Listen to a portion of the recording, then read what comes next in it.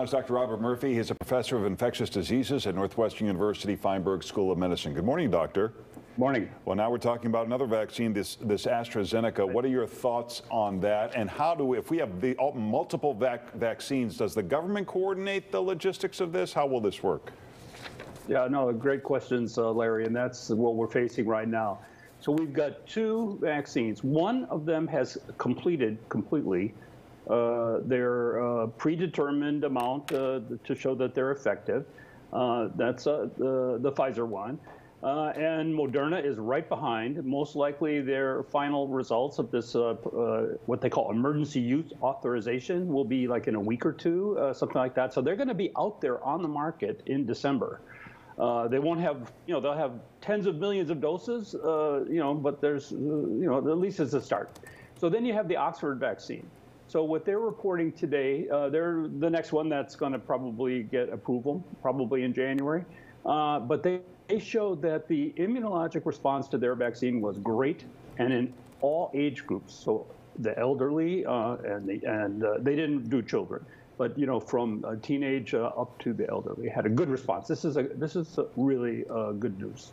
More good news, too, that there's a study that says immunity to COVID may last years, but didn't we hear about people getting it a second time?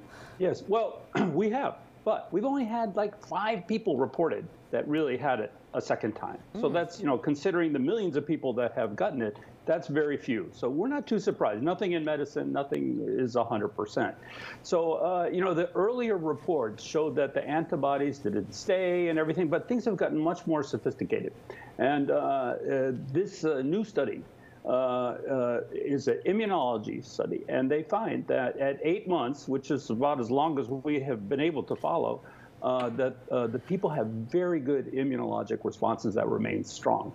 And then if you look at the minor coronaviruses, the ones that cause the cold and stuff, now we're looking at those people very closely too.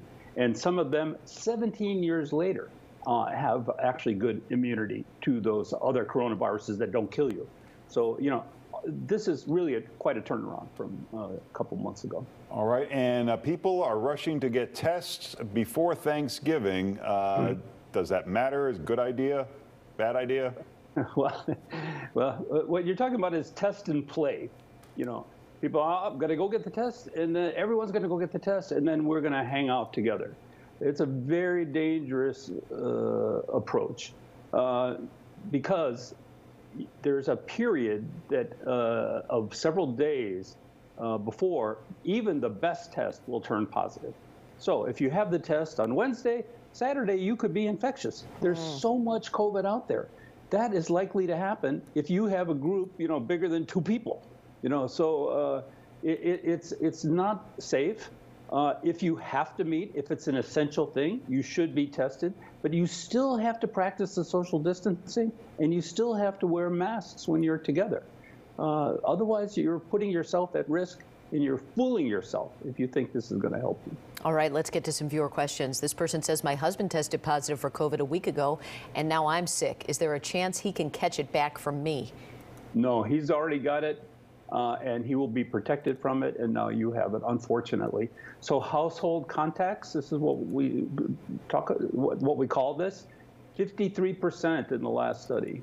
So, it's over half the people in a household are going to get COVID if somebody gets sick.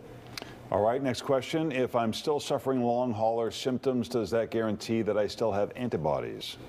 Well, to prove you have antibodies, you have to test for antibodies, but most likely you might actually have the wrong kind of antibodies or stimulated something in your immune system that is now hurting you. So it's a complicated answer to that question. Most likely a person has antibodies, but they're having problems, and they may have actually an immune system that's hurting them. All right, here's another question. Does what we have learned during the development of these targeted RNA vaccines mean that future vaccine development will be quicker and more efficient as new threats arise? Yeah, this is a good question, probably coming from a medical person that works in a laboratory, I think. These RNA viruses, the Moderna and the Pfizer one, are RNA viruses. They're simple to make. They're just small little molecules. That's why the whole thing has gone so quickly. We don't know more than that. We've never had an RNA virus out there, but it really is changing the landscape. And these things were done quickly. So far, it's been safe. And the immune response is as good as any other kind of vaccine, as we just talked about with the adenovirus vaccine from Oxford. All right, Dr. Murphy, thanks again. If you have a question for the doctor, post it on our Morning News Facebook page. We will talk to him again tomorrow. Have a good day.